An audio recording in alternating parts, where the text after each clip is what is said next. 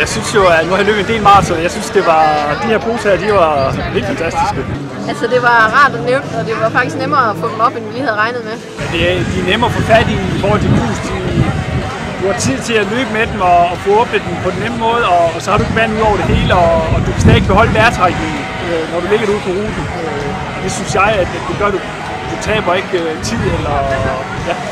Poserne er et rigtig godt supplement til bærerne, også fordi at man kan tage dem med, løbe med 100 meter eller en kilometer eller sådan noget, og så også bruge dem til lige at skynde sig med. Det, der er rigtig smart ved det her produkt, det synes jeg er, at man ikke behøver sådan at vende det på hovedet for at få det ud. Man kan ligesom bare presse det op, så det er virkelig nemt at få det ind i munden.